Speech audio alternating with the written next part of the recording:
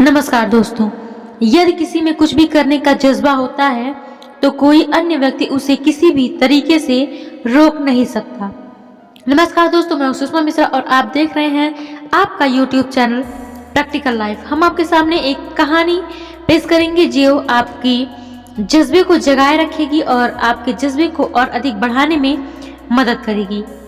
दोस्तों, एक बार एक छोटे से राज्य पर एक बहुत बड़े राज्य ने चढ़ाई कर दी। राज्य छोटा था इसलिए सेना भी छोटी थी, जो उस राज्य की बड़ी सेना के आगे तिनके के समान थी।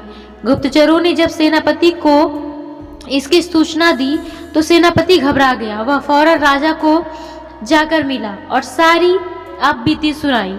राजा ने जब सुना कि उसके राज्य पर शत्रुओं ने आक्रमण कर दिया तो वह बहुत क्रोधित हुआ।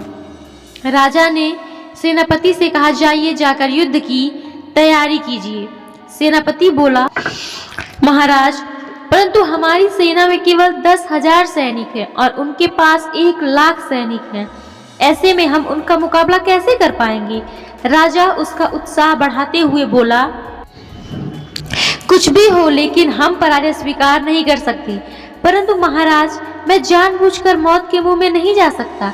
सेनापति ने यह कहते हुए अपनी तलवार राजा के कदमों में डाल दी। सेनापति के इस कदम से राजा बड़ी मुश्किल में पड़ गया। अब वह भागा भागा राजगुरु के शरण में पहुंचा। उसने राजगुरु से सारी बात बताई और इस मुसीबत से निकलने का उपाय पूछा।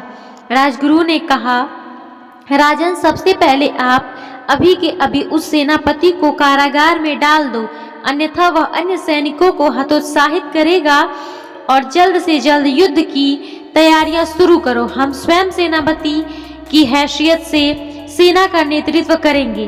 परंतु गुरुवर, आपने तो आज तक किसी शस्त्र को हाथ भी नहीं लगाया है और आप कैसे युद्ध कर सकेंगे?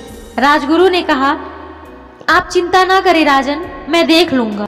राजा के पास और कोई दूसरा चारा नहीं था, इसलिए वह राजगुरु की बात मान गया।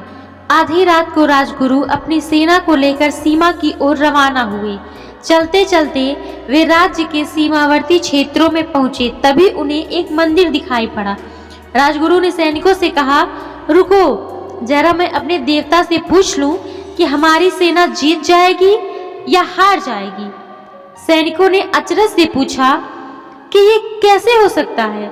भला मंदिर के देवता ये कैसे बता सकते हैं? राजगुरु ने कहा, इस मंदिर के देवता बड़े चमत्कारी हैं। मैं इनकी कही हुई बात कभी झूठ नहीं कर सकता और ये हमेशा सच बात ही बताते हैं। और फिर राजगुरु ने जेब से चांदी का एक सिक्का निकाला और मंदिर के देवता को प्रणाम करके बोले, चित आया हो तो मेरी जीत और पट आया तो हार। यह कहकर राजगुरु ने सिक्का उछाल दिया। सैनिकों ने देखा तो सिक्का चित गिरा था।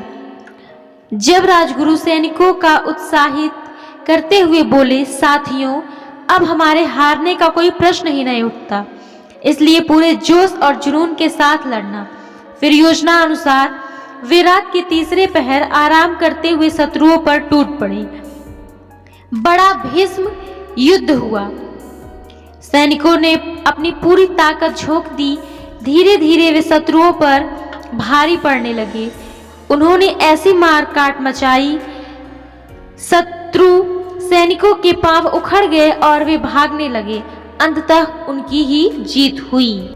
वापस लौटते वक्त सैनिक फिर उसी मंदिर के पास रुके और मंदिर के देवता को धन्यवाद करते हुए कहने लगे, आपकी कृपा से ही हमारी जीत संभव हो सकी है।